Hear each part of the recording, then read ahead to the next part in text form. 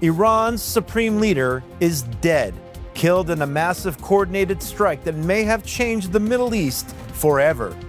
Now the question isn't whether Iran will respond, but how far this war will spread.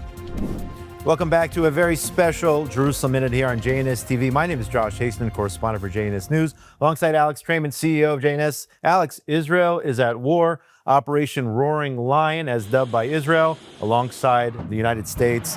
Epic Fury, joint Israeli-U.S. strikes targeting the leadership and other key sites. We'll get into it all. In Iran, it began about 8:15 local time Saturday morning on Shabbat. Alex, what is the latest? Well, as you mentioned, this is a joint operation. It is the most significant military campaign inside Iran or anywhere in the region during this war. We thought that we had reached an apex in June with the 12-day war. What we're seeing now really blows it out of the water. And in the 12-day war, the decision was made to target just the nuclear facilities and ballistic missile facilities of Iran and to specifically leave Ali Khamenei, the Ayatollah of Iran, and the regime in place. And here you could see from 8:15 in the morning on Saturday that the first targets were the regime and its infrastructure, and getting confirmations that Ali Khamenei was targeted. The presidential compound was targeted. A meeting between him and his senior advisors reportedly was targeted, but he is confirmed dead. The Iranians have confirmed his death. And so what was left out to be the last target in June during the 12-day war was the first target of this epic fury. Since the October 7th massacre, Israel's now taken out the heads of Hezbollah, the heads of Hamas, and now the biggest, I would say, the biggest leader in sponsoring world terrorism, the head of the octopus, Khamenei. What is going to happen next? Obviously, we've just started the war, really, but in terms of Iran, we saw celebrations and fireworks on the streets throughout the country yesterday. What's going to happen now that Khamenei is no longer here? Thank God. Well, the thing is, we don't know. And we saw that the Iranian regime was delaying their release of the information that Khamenei was dead. I think if they would have announced in the first moments that Khamenei was killed, that might have caused a breakdown in the chain of command, a lot of defections, Iranians to recognize from the first minute that the war was already over and that it wasn't worth fighting further. But by delaying the announcement of his death, in fact, even telling, and you saw the foreign minister in the late hours yesterday saying, as far as he was concerned, that the Khamenei was still alive, that what that time did, that time lapse, allowed the Iranians to continue mounting a response and to demonstrate that they could mount a formidable response against Israel, against the United States. When I say a formidable response, I do not mean that the Iranians have any chance whatsoever at defeating Israel or the United States, of course, unless they have some kind of a nuclear weapon, a dirty bomb, chemical weapons, things that they haven't used to date. But we have to look at what their strategy might be to get out of this alive. Khamenei is not getting out of this alive, but he was an 86-year-old. The rest of the regime obviously still wants to remain in place. And so what I think you're going to see is them continue to fire missiles as they've been doing, a few at a time, right? We haven't seen the type of massive barrages that we saw during the beginnings of the 12-day war, let alone even in previous volleys that the Iranians had sent over in October and in April, where they fired, maybe 100 at a time or dozens at a time. We're seeing that they're firing at this point, several at a time, 3, 5 at a time, sometimes one at a time, and spacing out the volleys, by several hours or an hour or 2 hours each time. And what they're probably doing is seeing how long they can drag out the war.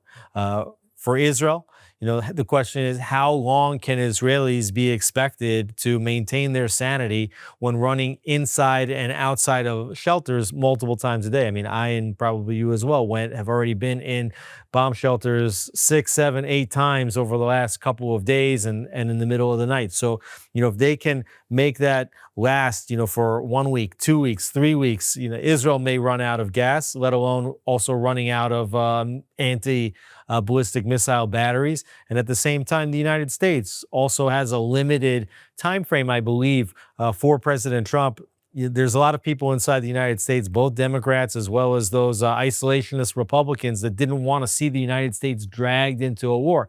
And President Trump is trying to communicate to them that this can be a fast and an overwhelming victory.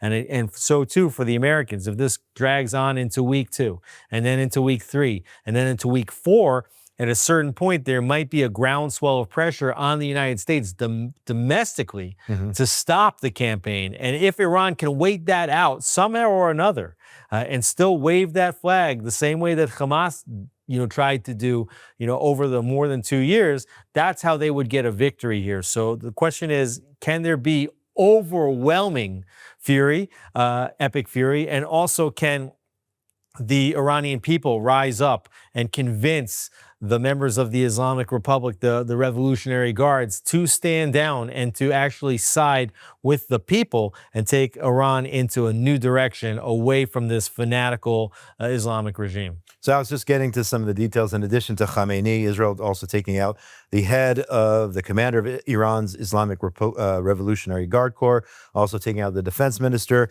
Here on the home front, Israel calling up, it's now a total, I believe, of 70,000 reservists. And just to share our personal story, I was on the way in today in my car, alert, had to pull over on the side of a very busy road, seek shelter, and then looking up overhead, you could see the trails of the Israeli anti-missile system. Huge explosion, taking out one of the Iranian ballistic missiles. So yeah, as you said, it's not 20, 30, 40 missiles at a time, but it is one in every maybe hour or two. And yeah, I'm pretty tired, I'll be honest, running to the bomb shelter at 2 o'clock in the morning, and then at 6, and then at 7, and then at 9. So yeah, that's the situation here. Yeah, I think most Israelis did not get a good night's sleep last night, and I don't know if we can count on getting a good night's sleep for at least the next several days. We don't exactly know what is going to happen. Now, some of these ballistic missiles are intercepted in the atmosphere by the Arrow system. Israel has a sophisticated multi-layer missile defense system. So the Arrow and the THAADs that are U.S. made, they can intercept missiles even in the atmosphere. And obviously that's better because it's much further away from the ground. It also seems to pulverize the missiles. When a missile is exploded in atmosphere, for some reason or another, I think we get less shrapnel.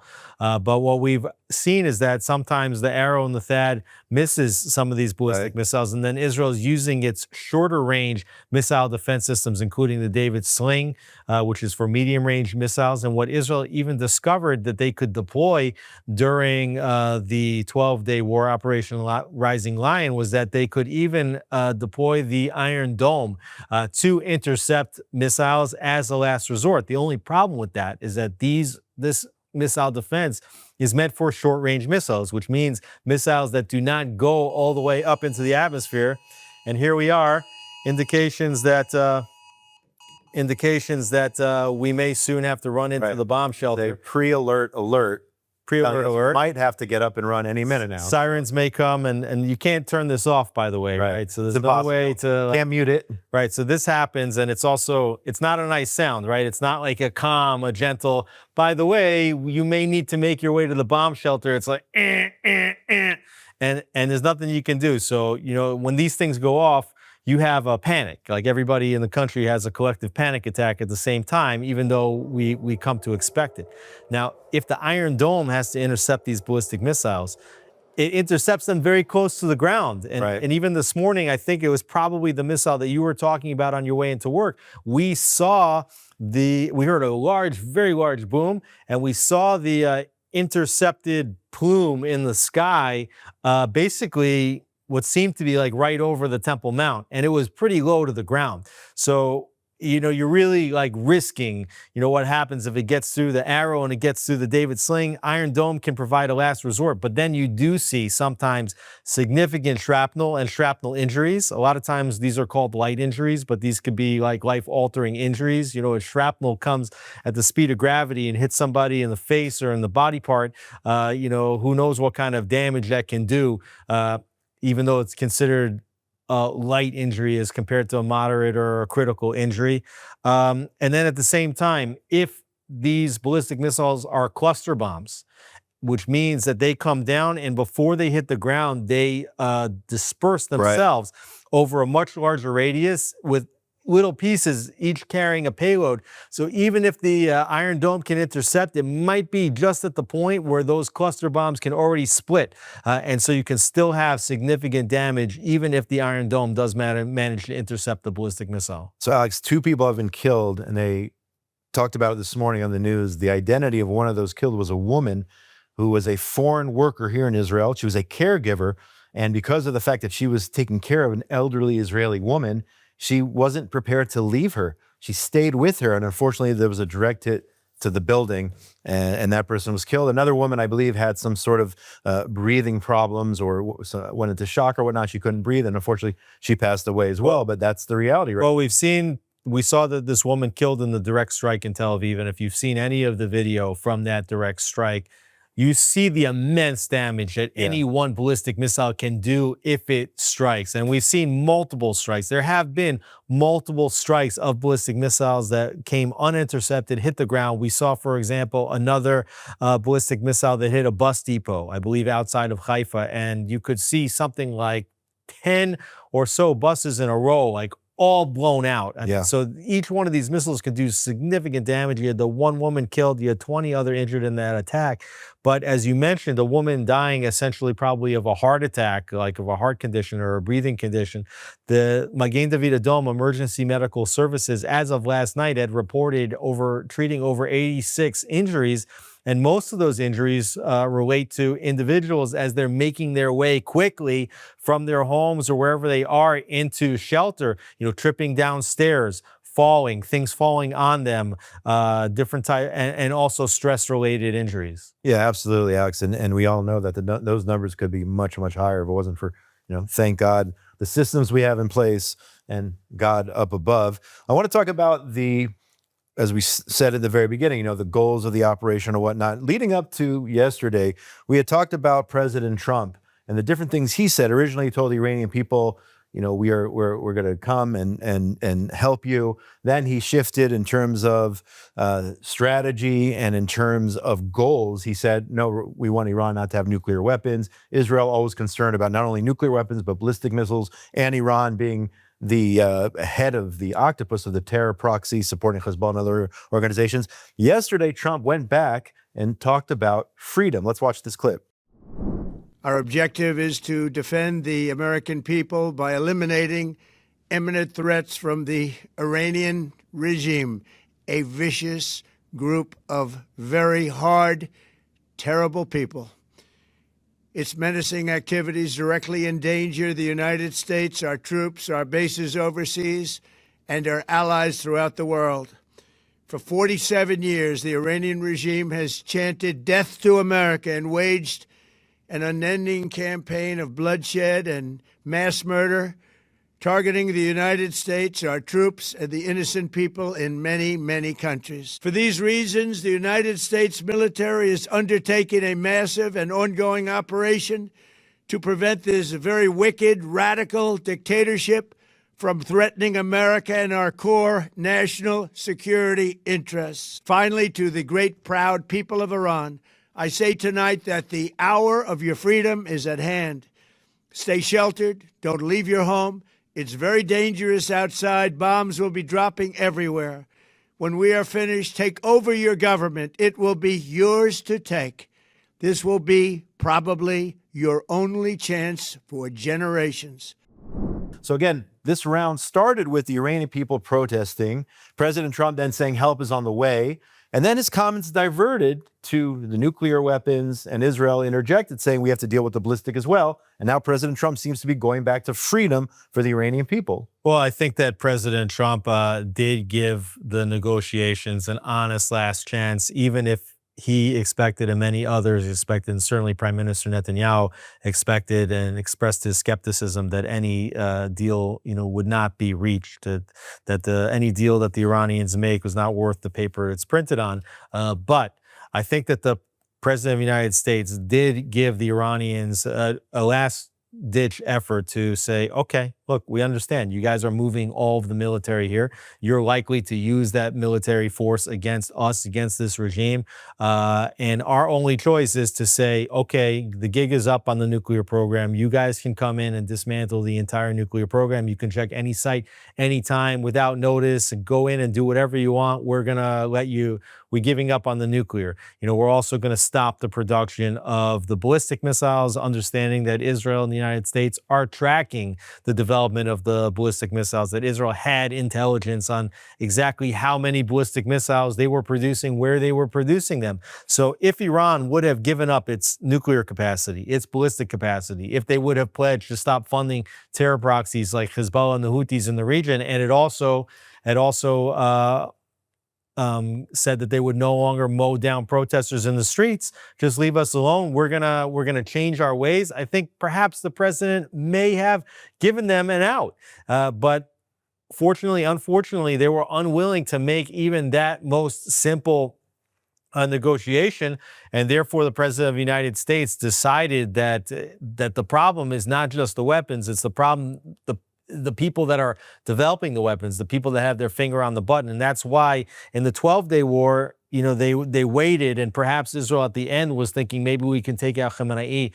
In this epic fury, Khamenei, the regime, was the first target. And you see that Israel was focused on taking out not just Khamenei, but we see that Israel's already announced that they've taken out 40 of the top levels of the IRGC and the Defense Command. You mentioned the defense minister, you mentioned the commander-in-chief of the IRGC, but there's been 40 people that have been taken out already, at least, and hitting regime targets, while the United States has been focused on taking out the nuclear targets and the ballistic missile targets. I want to update the viewers out there. This is not scripted here. We're recording in Jerusalem here. You saw that we both got that initial alert on our phones. And just so no one out there is worried about our safety, there are, in fact, as we are recording, missiles being launched by Iran right now, and they're landing in central Israel, and it looks like in northern Israel, Tel Aviv, Haifa, and many other areas. So you're talking about maybe 2-3 million people right now, as we're recording, are running down to the shelters. Nothing here in Jerusalem right now. That's why we're in our seats. I'm seeing that from 4 minutes ago that there was also missiles that are potentially going to fall in the northern Jerusalem area, Givat Zev, even in Ramallah area, which is just to the immediate north of Jerusalem. So we're here in the south of Jerusalem. And this is how specifically targeted Israel's missile defense is, the home front defense is, and Israelis are depending on these alerts, right? Yeah, There's no alerts inside Iran unless it's the IDF giving those alerts. So for example, last night we saw that the IDF gave out specific alerts that they were going to be targeting the city of Isfahan, where Iran has a nuclear facility. That's actually the place where they believe that the 60% enriched uranium would be located, and they were urging civilians to get out of the area. Mm-hmm. And perhaps one of the reasons why that they were urging people to get out of the area is because of potential fallout if this time they do decide that they are going to strike at the enriched uranium. Last time Israel left the uranium alone. They attacked the known facilities, the facilities that they knew at least, for where that enriched uranium could be further enriched to 90% weapons grade, but they didn't touch the uranium. Perhaps this time they've touched the uranium, and that's why Israel told the civilians to get out of harm's way. But here in Israel, we have the app, we have the Home Front Command, and it's so hyper-targeted that we got an alert that missiles had been fired, right, that the Home Front Command was waiting to measure the trajectory of where those missiles that go up into the atmosphere, exactly where they're going to land. And then within minutes, you see that the specific alerts for actually going into a bomb shelter is limited only to the specific areas where the IDF and the missile defense thinks that the missile could land, or in the greater area where they think that shrapnel could potentially land after a missile is intercepted. Yeah, wow, it's the technology I can't even fathom. It's unbelievable, and we're still getting alerts here. We're just trying to figure out how to use our phones. Yeah, absolutely. And missiles are falling, Kinneret, Sfat, all these places. And so far, we're okay, but it's unbelievable technology. I want to talk about Prime Minister Netanyahu. He went on television on Saturday night to address the nation. And he also didn't only talk to Israelis, he reached out, as he has done many times over the last several years, to the Iranian people, saying that this was an opportunity for them. Don't miss the opportunity, said in a Hebrew language video statement. Once in a generation opportunity, your moment will come. Let's check out that video. אל תחמיצו את ההזדמנות. זו הזדמנות של פעם בדור. אל תשבו בחיבוק ידיים, כי בקרוב יגיע הרגע שלכם, הרגע שבו תידרשו לצאת לרחובות בהמוניכם, לצאת לרחובות כדי להשלים את המלאכה, להפיל את משטר הזוועות שממרר לכם את החיים. העזרה הזאת הגיעה. Help has arrived. So there you have the Prime Minister of the State of Israel encouraging the Iranian people to rise up. He's made it clear this entire time that this was not a fight against the Iranian people. And we saw from the fireworks and the celebrations, they are the most repressed under the Iranian regime. Reports, according to President Trump, 32,000 Iranians may have been killed over the last several months. So Netanyahu, again, taking his message directly to the people, saying that now is the time. We've paved the way for you to rise up against your evil regime.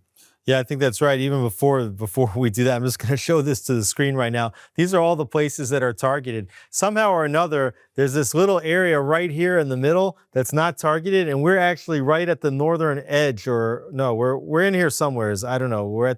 Here we are.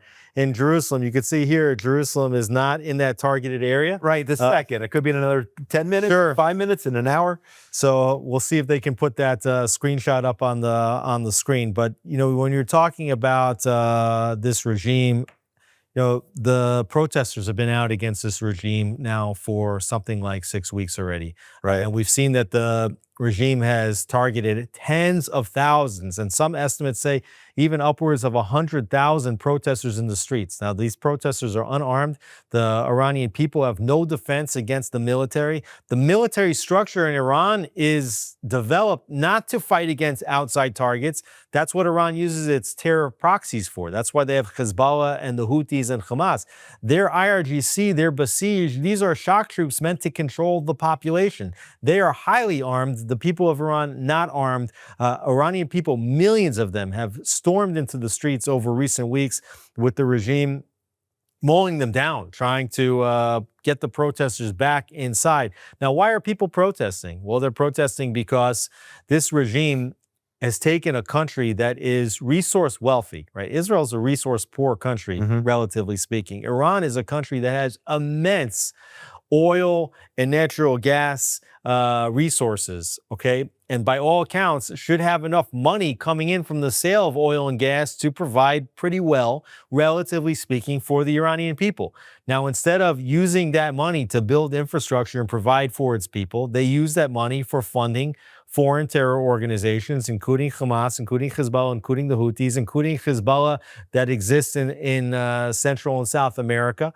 And they use that money to build a nuclear weapons program. Okay, and what's happened as a result? The rial, the currency in Iran, trading at anywhere from 1.2 to 1.5 million rial to a single dollar. Okay, so the Iranian people, their money is worth nothing. They cannot buy anything outside the country. They cannot fly outside the country because their passport is largely worthless. People are very hesitant to take in Iranians that want to travel. And you're also seeing rolling electricity outages. Now, how could that be? A country that has oil and gas has rolling electricity outages. And furthermore, you have water shortages, right? The major problems with drinking water in Tehran. So there's not enough water. There's not enough electricity. The money's worth nothing.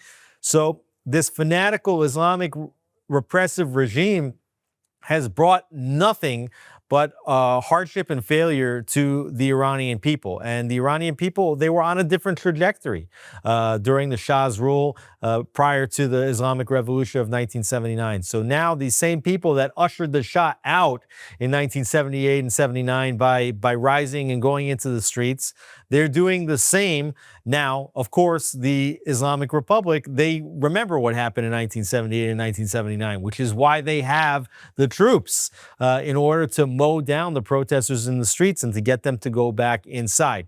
And President Trump had said weeks ago, you know, help was on the way. And people were expecting President Trump to send the military and to do strikes. As early as he said, help is on the way, Trump had said, we're locked and loaded.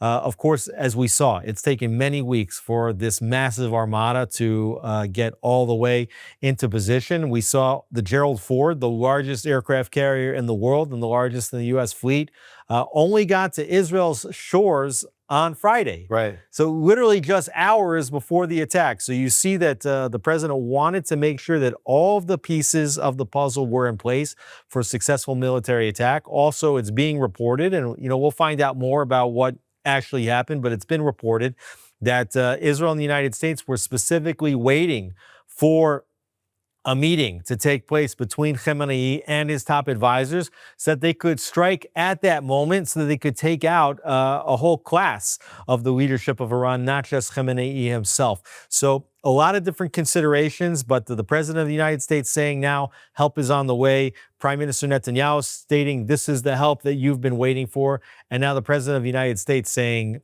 we have come, like at least the president said, I have done what no president's been willing to do for the last 47 years to actually provide the help, but urging the Iranian people to do the rest, saying that they will have their moment in the coming days, hopefully, to take the regime back, to take the country back from this repressive, fanatical regime. On that same note, very interesting here, a report in the Wall Street Journal saying that Israeli hackers broke into a popular prayer app. Remember, this is Ramadan in Iran yesterday, gaining access to the phones of millions of Iranians.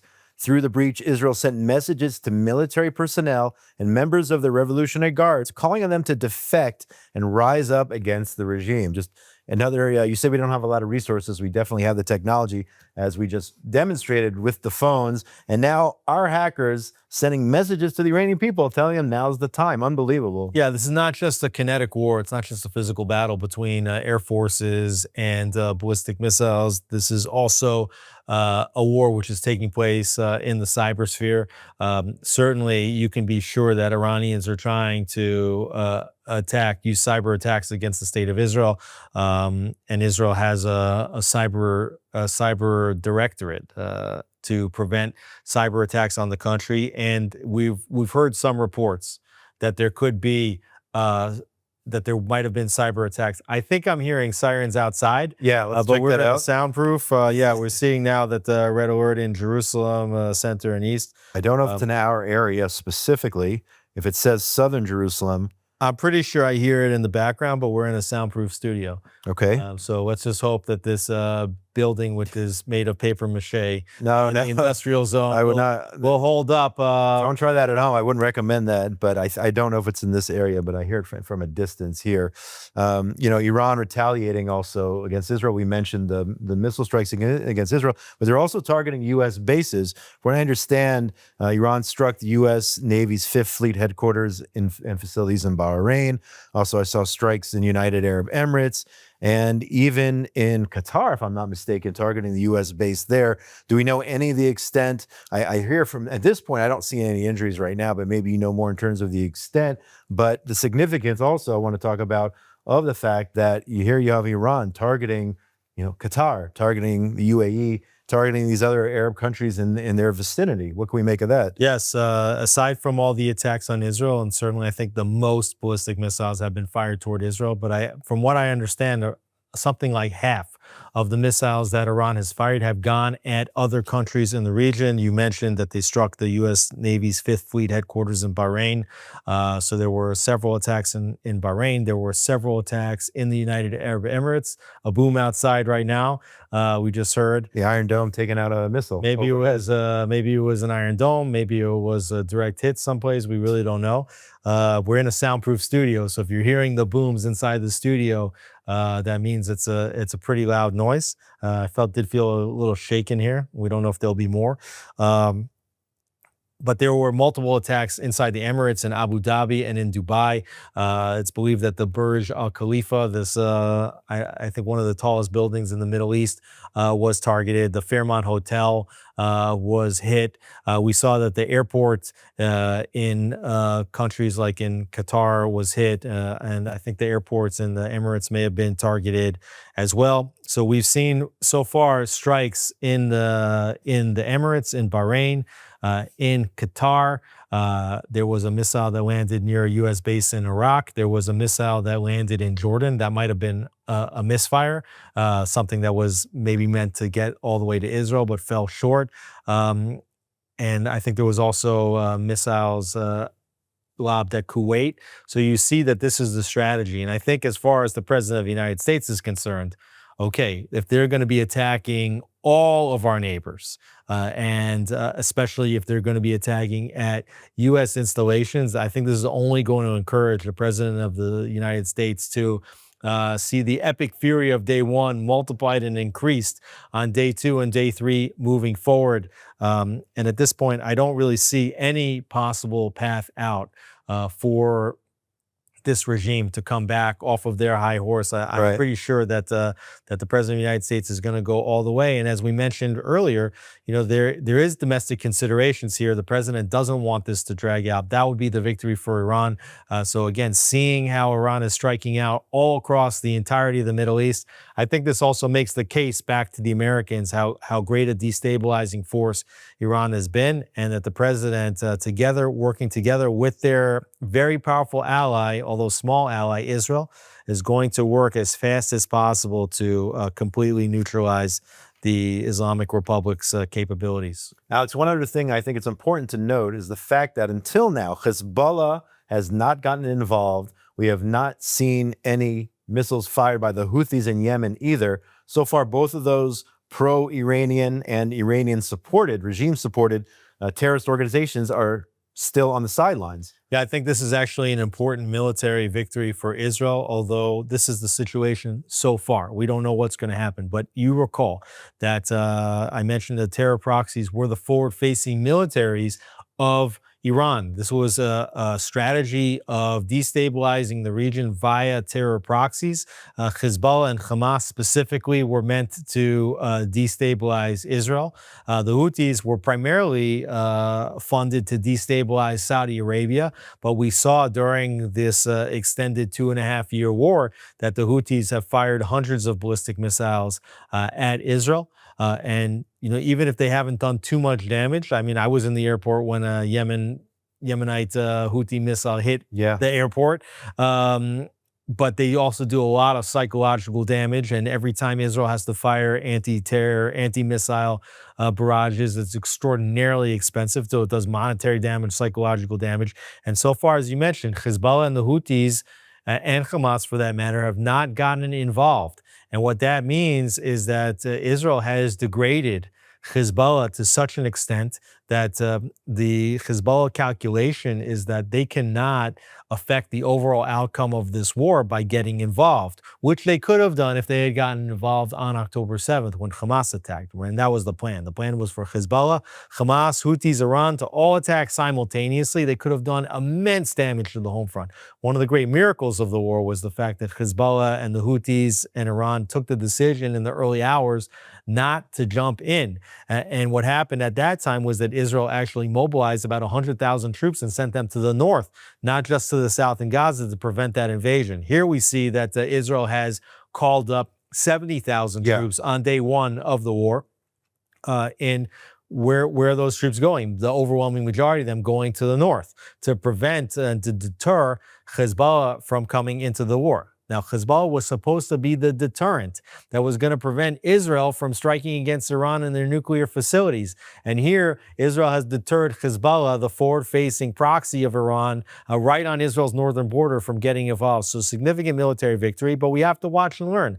Meanwhile, early yesterday, Qasem Naim, who's the person who took over for Hassan Nasrallah, a much weaker leader than Nasrallah. Yesterday he was kind of ambiguous about it in his comments about whether Hezbollah would get involved, noting that Israel and the United States would receive significant punishment, but didn't say from who.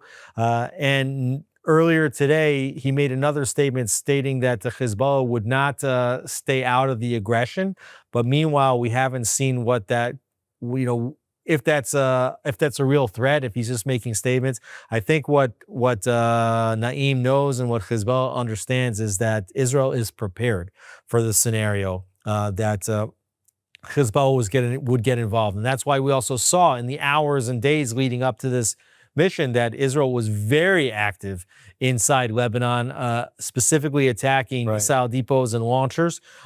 And they know that if they do get involved, that they are going to meet their end and that Israel's not going to hold back. That's what you're seeing now. A big difference between now and earlier stages of the war. This is the last battle. There is no holding back. Israel and the United States are going to go all the way to take out Iran, its leaders, its nuclear capacity, its ballistic missiles, all of the regime infrastructure, and they would do the same thing in Lebanon if Hezbollah gets involved. And they might do it in Lebanon anyway. Right. Yeah, we'll have to see what happens. Alex, this probably would have been a top story this week, or the top story if it wasn't for the war, the special Knesset session and visit by the leader of India, Narendra Modi. The Indian Prime Minister this past Wednesday addressing the Knesset, Prime Minister Netanyahu describing the visiting leader as even more than a friend, a brother. How significant is that visit, especially coming a day before this all started? Right. So there's two elements here. Number one is the overall significance of the visit in a vacuum without this war. But let's talk first about the timing of the war and Modi's visit, basically on the eve of battle. Modi was here on Wednesday and on Thursday, okay? And sure enough, on Saturday morning, this war was launched. And you can be certain that Modi was aware that this war was about to start. He might not have known the specific hour, but he did know that he was coming.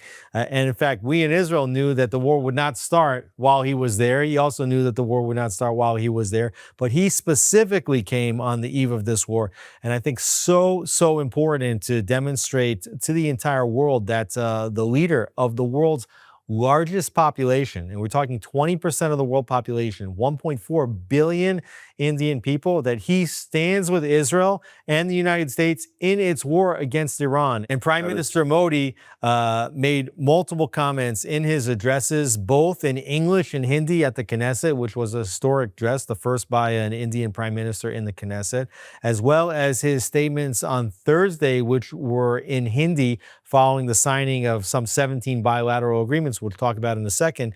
In both languages, he talked about how India also deals with terrorism and that India has a zero tolerance policy toward terrorism with zero double standards, and said that India stands with Israel. So I think so important as a signal to the entire world, not by the way that Westerners necessarily understand just how great a country in terms of numbers India actually is, or how important India actually is on the world stage. But Modi mentioned when he spoke at the Knesset that India is the world's fastest growing economy and will soon become the world's third largest economy. So that will mean behind the United States and behind China, the next largest economy of the world is going to be India. And so when you look at all the international pressure, right, against Israel, all the BDS movement, the boycott movement, you talk about arms embargoes, right? The Europeans saying, maybe we're not going to do business with Israel. Israel's looking right over here, to its east, okay, to the right, basically, and seeing, okay, you want to take away your market from us? Well, there's a burgeoning market right over here with 1.4 billion people that has no history of anti-Semitism, never had a history of anti-Semitism. Modi talked about that. They understand what Islamic fundamentalist terrorism looks like. They fight against that terrorism, and they stand with Israel in their war against terrorism, and came to make that statement on the eve of Israel and the United States' war against Iran. So very, very powerful. And that's just on the symbolism level. Yeah, we have friends, Alex. We always often, unfortunately, talk about those who don't like the state of Israel and the Jewish people, but we certainly have friends, and this is just a historic visit for Modi. And I think it's important to talk about the economic potential here, okay? For Israel Israel's a country that lacks manufacturing capacity. India is a country with 1.4 billion people. Okay, Israel can set up manufacturing facilities in India, anywhere, and find a very willing workforce of affordable labor. We've seen that India has sent over, really even more so since October 7, but even before. A lot of the caretakers for elderly come from India. Yeah. And since October 7, what we've seen is the import of tens of thousands of Indian workers into the construction sector. There's actually displaced a lot of Arab labor in the country. And by all accounts, and I've spoken to many developers, they say that the Indians are much harder workers than the Arabs, who tend to be, spend a lot of time drinking coffee on the job and smoking cigarettes and not doing high quality work. And the Indians come and they come to work and they do their work. And so part of the bilateral agreements that were signed was a visa waiver for an additional 50,000 workers from India to come into Israel. But for India itself, they are an economy that is developing, and they have engineers. There is brain power in India, but what there isn't necessarily is this technology incubator, right? And they look at Israel as a technology incubator, and they look at some of the problems that they have in the country. A big problem in India is water. Okay, we mentioned that India has 20% of the world's population. They only have 4 to 5% of the world's water resources. So not every area, but some regions of India are in acute water shortages. Well, guess what? Israel is a pioneer, a world leader in water technology. We're talking about desalination technology, taking salt water and turning it into fresh water. We're talking about drip irrigation, meaning that you can use much less water to irrigate, because instead of irrigating fields, you're irrigating specific plants. Instead of overwatering fields and plants, you are giving each plant specific targeted amount of water, the precise amount of drops of water that that plant needs in order to grow. So it conserves a lot of water. So you have desalination, you have conservation, and then you also have recycling. Israel is a world leader in the recycling of water from the sewage system. Most of the water that goes to agriculture in Israel is recycled water, treated water.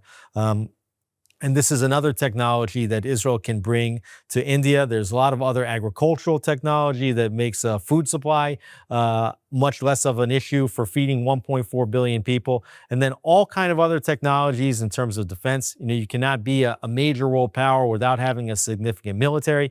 So you see defense cooperation as well. You're seeing cooperation in areas of education.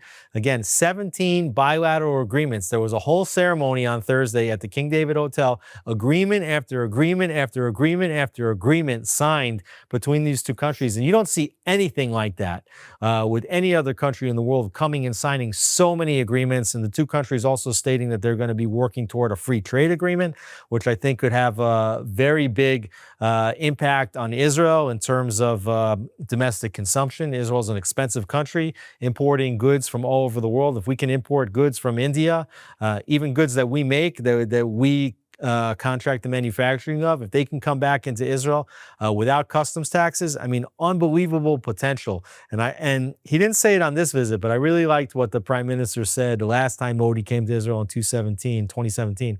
He said that, together, our two nations represent approximately 20% of the world population, right?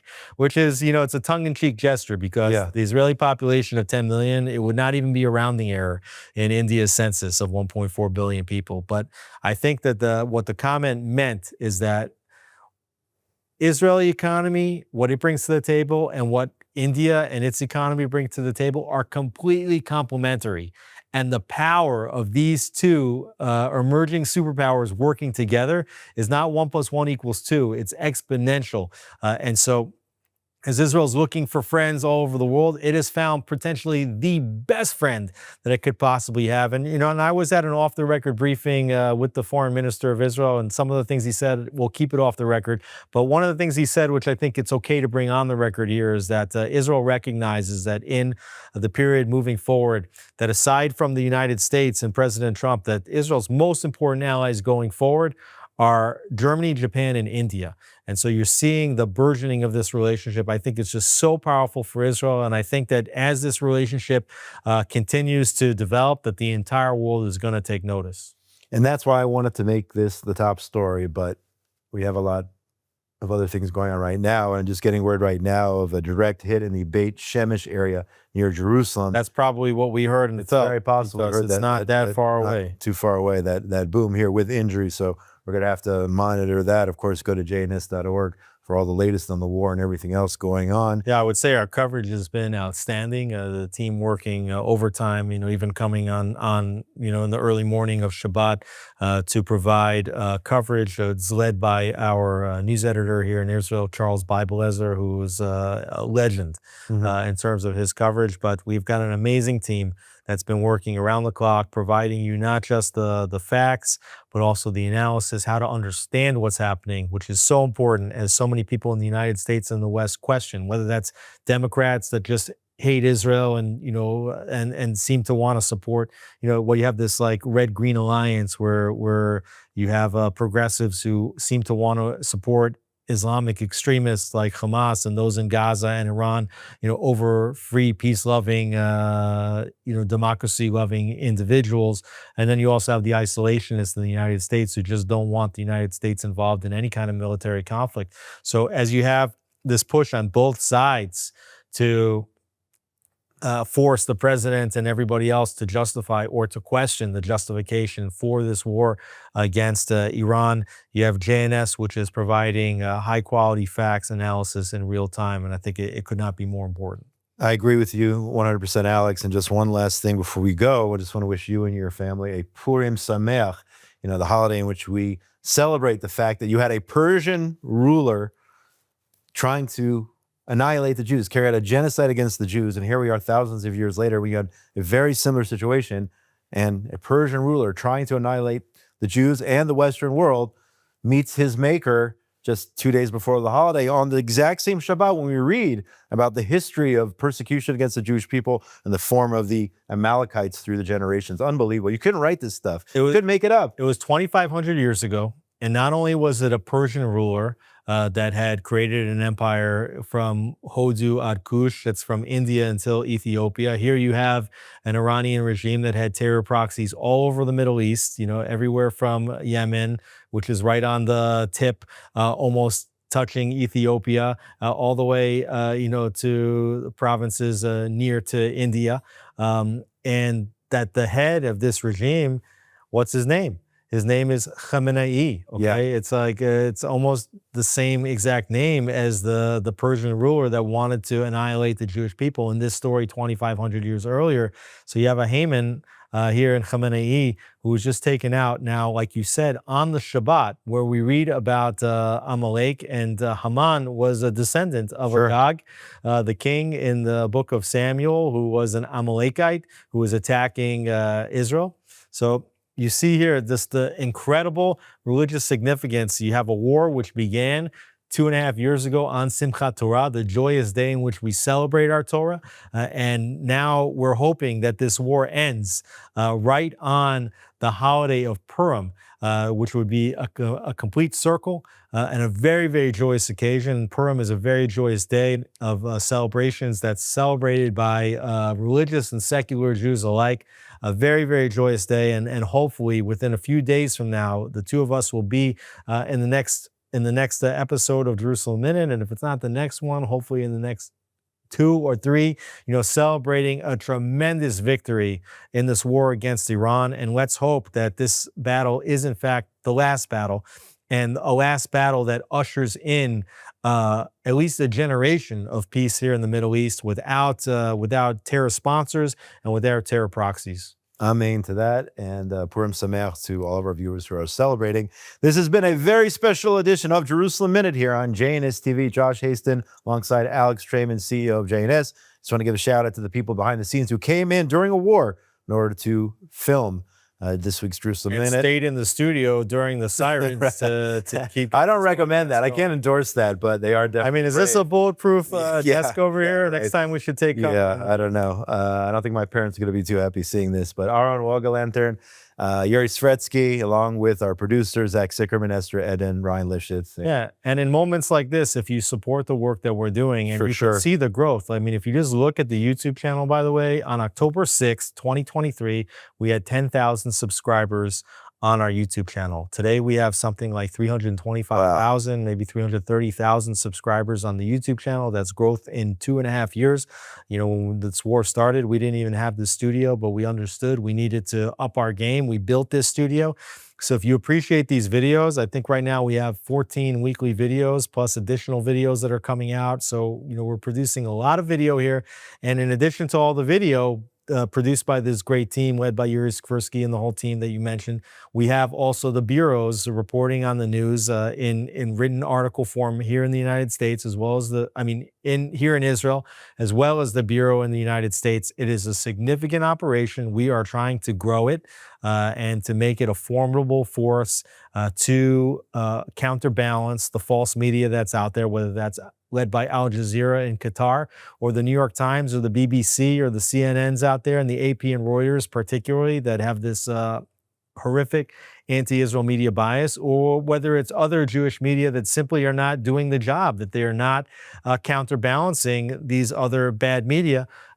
JNS is doing that job. If you like what we're doing, if you support what you're doing, go to jns.org, click on the donate button on the top, make a donation. And, you know, $18 and $100 donations are nice, and we get a lot of those, and we really appreciate them. But again, this is an expensive operation. $500, $1,000 goes a long way to helping us continue our work. And you know, you can also click on that super thanks button and leave a donation via YouTube as well. Sounds good. And everyone out there, be safe.